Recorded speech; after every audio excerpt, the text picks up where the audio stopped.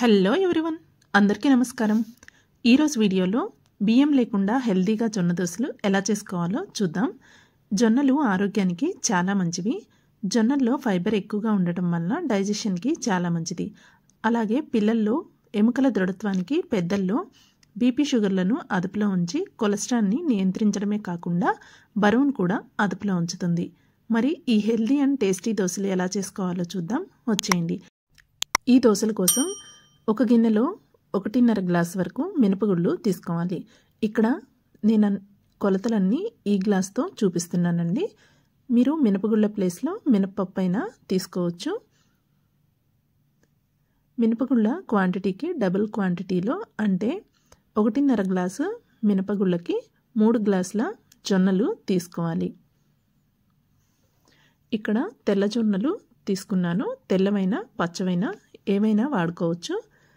మినపగుళ్ళలో 1 spoon మెంతులు కూడా వేసి మినపగుళ్ళు ఇంకా జొన్నల్ని బాగా కడిగి మునిగే వరకు వాటర్ వేసుకొని నాననివ్వాలి. ఇక్కడ జొన్నలు అనేవి 8 నుంచి 10 గంటల పాటు నానితే బాగా నానుతాయండి. డైజెషన్కి కూడా చాలా మంచిది. అలాగే పిండి కూడా బాగా సాఫ్ట్గా వస్తుంది. మినపప్పు ఒక 4-5 గంటలు నానితే సరిపోతుంది. మీరు జొన్నల్ని ముందుగా నానపెట్టుకొని పిండి రుబ్బటానికి ఒక 4-5 గంటలు ముందుగా మినపప్పు నానపెట్టుకున్నా సరిపోతుంది. ఇలా 10 గంటల పాటు బాగా నానిన జొన్నలు ఇంకా మినపప్పుని శుభ్రంగా కడుక్కొని వాటర్ అంతా వంపేసుకొని తీసుకోవాలి. ఇక్కడ వాటర్ ఏమీ లేకుండా మొత్తం వంపేసుకొని తీసుకోవాలి. ఇప్పుడు ఒక చిన్న గిన్నెలో మినపగుళ్ళ క్వాంటిటీకి సగం క్వాంటిటీలో, అంటే 3/4 గ్లాస్ వరకు మందంగా ఉండే అటుకులు తీసుకొని కడిగి ఒక 10 నిమిషాలు నాననివ్వాలి. ఇప్పుడు ఒక మిక్సీ గిన్నె తీసుకొని అందులో కడిగి వాటర్ వంపేసుకున్న జొన్నల్ని తీసుకొని వాటర్ ఏమీ లేకుండా ఇలా మెత్తగా మిక్సీ పట్టుకోవాలి. ఇందులో కడిగిన మినపగుళ్ళు ఇంకా మెంతులు, అటుకులు అన్నింటినీ వేసి బాగా ఫైన్గా ఉండేలాగా దోసపిండిలాగా మిక్సీ పట్టుకొని తీసుకోవాలి. దీన్ని ఒక బౌల్లోకి తీసుకుందాం. దీన్ని ఇలా గంటెతో ఒకసారి బాగా కలుపుకొని మూత పెట్టి నైట్ అంతా పులినివ్వాలి. ఇలా పులవటం వల్ల డైజెషన్కి చాలా మంచిది.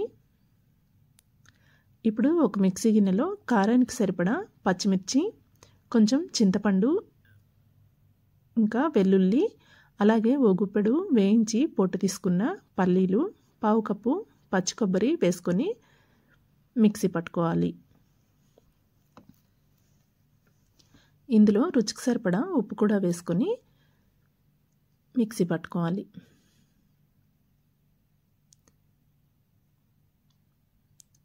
ఇప్పుడు ఇందులో తాలింపు వేసుకున్నట్లయితే మన దోశల్లోకి చట్నీ అనేది రెడీ అయిపోయిందండి. ఇలా నైట్ అంతా పులిసిన తర్వాత దోసపిండి అనేది ఇలా అవుతుంది. దీన్ని గంటతో బాగా కలుపుకొని సరిపడా ఉప్పు వేసి కలుపుకున్నట్లయితే దోశలకి పిండి అనేది రెడీ అయిపోతుంది. మంటని మీడియం ఫ్లేమ్లో పెట్టుకొని పెనం పైన మనం రెడీ చేసి పెట్టుకున్న బ్యాటర్ని ఒక గరిటెడు దోశలాగా వేసుకోవాలి. దోశ వేసిన తర్వాత మంటని మీడియం ఫ్లేమ్లోనే ఉంచుకొని అన్ని వైపులా మంచి కలర్ వచ్చే వరకు ఆయిల్ వేసుకొని కాల్చుకున్నట్లయితే ఎంతో టేస్టీగా ఉండే హెల్దీ అండ్ టేస్టీ జొన్న దోశలు అనేది రెడీ అయిపోతాయి. ఇవి మార్నింగ్ బ్రేక్ఫాస్ట్గా కానీ నైట్ డిన్నర్గా కానీ చాలా పర్ఫెక్ట్గా ఉంటాయి.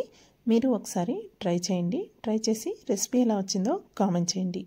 మరిన్ని మంచి హెల్దీ అండ్ టేస్టీ రెసిపీస్ కోసం ఛానల్ని సబ్స్క్రైబ్ చేసుకోవడం అస్సలు మర్చిపోకండి. Thank you for watching. Please subscribe.